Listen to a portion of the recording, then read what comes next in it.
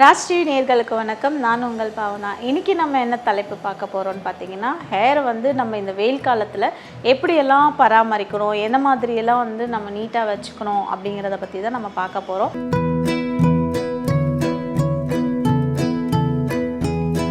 So பொதுவாகவே பார்த்திங்கன்னா நம்ம வெயில் காலத்தில் வந்து பயங்கரமாக ஸ்வெட்டிங் ஆகும்.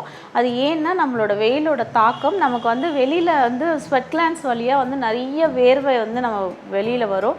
தலையெல்லாம் பார்த்திங்கன்னா திடீர்னு பார்த்திங்கன்னா ரொம்ப வந்து ஹீட் ஆகிட்டு ஒரு மாதிரி நமக்கு வந்து அன்ஈஸியாக இருக்க மாதிரிலாம் ஃபீல் ஆகும். நிறைய ஸ்வெட்டிங் ஆகும். மோஸ்ட்லி பார்த்திங்கன்னா ஜென்ஸ்க்கெல்லாம் வந்து வெளியில் ட்ராவல் பண்ணும்போது வண்டியிலலாம் போகும்போது ஹெல்மெட் போடவே இரிட்டேட்டாக இருக்கும். பிகாஸ் ஆஃப் அந்த ஸ்வெட்டிங்கால் தான் வந்து அவங்களுக்கு வந்து ஒரு மாதிரி நமிச்சல் இருக்கும். தலையில் வந்து ஒரு மாதிரி ஆயில் ப்ரொடியூஸ் ஆகும். அது மட்டும் இல்லாமல் பார்த்திங்கன்னா டேண்ட்ரஃப் வரும். ஸோ இது மாதிரிலாம் இருக்கும்போது நம்ம என்ன பண்ணலாம், இந்த வெயில் காலத்தில் நம்ம எப்படி வந்து அதை வந்து டேக் கேர் பண்ணிக்கலாம். இது வந்து பார்த்திங்கன்னா ஃபஸ்ட்டு வந்து யூஸ்வலாக வந்து நம்ம வந்து ஹேர் வாஷ் வந்து எப்போவுமே என்ன பண்ணுவோன்னா வாரத்துக்கு 2 தடவை ஹேர் வாஷ் பண்ணுவோம், கரெக்டுங்களா? ஸோ ஆனால் இந்த மாதிரி டைமில் நீங்கள் வந்து வாரத்தில் 5 நாள் ஹேர் வாஷ் பண்ணணும். 2 நாள் வந்து நீங்கள் வாட் எவர் ஷாம்பூ யூஸ் பண்ணி நீங்கள் உங்கள் வாஷ் பண்ணிக்கலாம். மீதி இருக்க அந்த 3 நாள் ஆல்டர்னேட் டேஸாக வச்சுக்கோங்க. ஸோ மீதி இருக்கிற அந்த 3 நாள் வந்து வெறும் பிளென்டி வாட்டர் தண்ணி ஊற்றி நல்லா வந்து ஹேரை வந்து வாஷ் பண்ணுங்கள். ஏன் அப்படின்னு பார்த்தீங்கன்னா உங்களுக்கு தலையில் வந்து இந்த வெயில் காலத்தில் பார்த்திங்கன்னா ஹீட் வந்து பயங்கரமாக ப்ரொடியூஸ் ஆகும்.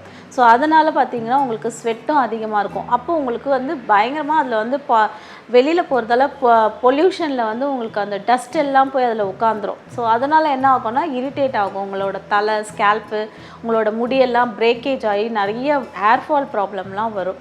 ஸோ அதிலேருந்து தப்பிக்கிறதுக்கு தான் இந்த மாதிரி ஒரு டிப்பு. இதில் வந்து நீங்கள் வெறும் பிளென்டி வாட்டரில் வாஷ் பண்ணுறதை விட வேப்ப இலை இருக்குது இல்லைங்களா, அந்த வேப்ப இலையை நல்லா அரைச்சி பவுடர் பண்ணி வச்சிட்டிங்கன்னா அதில் ஒரு 2 ஸ்பூன் மட்டும் நீங்கள் அதில் ஆட் பண்ணிவிட்டு நீங்கள் குளிக்கும்போது அதை போட்டு ஒரு ஜஸ்ட் வந்து நீங்கள் ஒரு கலந்து விட்டுட்டு அதில் தண்ணி குளிக்கும்போது உங்களுக்கு வந்து தலையில் எந்த பாக்டீரியா இருந்தாலும் அது வந்து கில் பண்ணிடும். ஏன்னா இந்த வெயில் டைமில் கண்டிப்பாக இந்த மாதிரி நீங்கள் பண்ணலைன்னா முடி வந்து நிறைய வந்து உங்களுக்கு கொட்டுறதுக்கு சான்சஸ் நிறைய இருக்குது. லேடிஸாக இருந்தால் நீங்கள் வந்து அரிசி கழுவுற வாட்டர் இருக்குது இல்லைங்களா, ஸோ அந்த வாட்டரில் இந்த வேப்பலை பொடியை வந்து 2 ஸ்பூன் அதில் ஆட் பண்ணிவிட்டு நீங்கள் குளிக்கிற தண்ணியோட மிக்ஸ் பண்ணிவிட்டு ஒரு 5 மினிட்ஸ் விட்டுட்டு அதுக்கப்புறமா நீங்கள் வந்து ஹேர் வாஷ் பண்ணி பாருங்கள். உங்களுக்கு நல்ல ஹேர் க்ரோத்தும் இருக்கும், அந்த பிரேக்கேஜ் இருக்காது. அதாவது வந்து ஸ்ப்ளிட் எண்ட்ஸ்ன்னு சொல்லுவாங்க.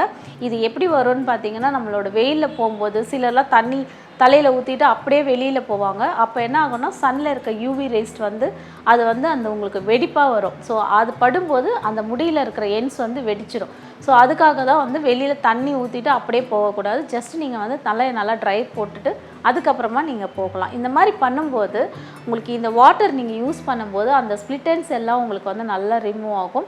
அதோட வந்து நீங்கள் ஏற்கனவே நான் சொன்ன மாதிரி வீட்லேயே இருக்கிற கண்டிஷ்னர் நான் என்ன எப்படி பண்ணணும்னு ஆல்ரெடி சொல்லியிருக்கேன். அந்த மாதிரி கண்டிஷ்னர் யூஸ் பண்ணுங்கள். அப்படி இல்லைன்னா மார்க்கெட்டில் அவைலபிளாக இருக்கிற கண்டிஷ்னர் போடுங்க. ஒன்லி எண்ட்ஸில் மட்டும் போடுங்க, நாட் ஃபார் த ஸ்கேல்ப்பில் போட்டிங்கன்னா அகெயின் வந்து உங்களுக்கு என்ன ஆகும்னா டேண்ட்ரஃப் ஃபார்ம் ஆகும். ஸோ ஸ்கேல்ப்பில் படாமல் ஷாம்பு வந்து ஸ்கேல்ப்பில் படணும். கண்டிஷ்னர் கண்டிப்பாக வந்து ஸ்கேல்ப்பில் போடக்கூடாது. அப்படி நீங்கள் போட்டிங்க அப்படின்னா கண்டிப்பாக உங்களுக்கு வந்து டேண்ட்ரஃப் இருக்கும். ஸோ இந்த மாதிரி எல்லா டிப்ஸும் வந்து நான் சொல்கிறது வந்து இந்த வெயில் காலத்தில் எப்படி வாஷ் பண்ணணுன்றது மட்டும்தான் இதில் சொல்கிறேன். ஸோ மற்றபடி நீங்கள் எப்போவுமே எப்படி வாஷ் பண்ணிப்பீங்களோ அந்த மாதிரி பண்ணிக்கோங்க. பட் இந்த மாதிரி சம்மர் சீசனில் இந்த மாதிரி பண்ணிங்கன்னா உங்களுக்கு வந்து ஹேர் ஃபால் வந்து கண்ட்ரோல் ஆகும். உங்களுக்கு ஹேரில் இருக்கிற ப்ராப்ளம்ஸ் எதுவுமே வந்து இதுக்கப்புறம் அதிகமாகாது. ஸோ இந்த டிப் வந்து உங்களுக்கு ரொம்ப யூஸ்ஃபுல்லாக இருக்கும்னு நினைக்கிறேன். Thank you so much.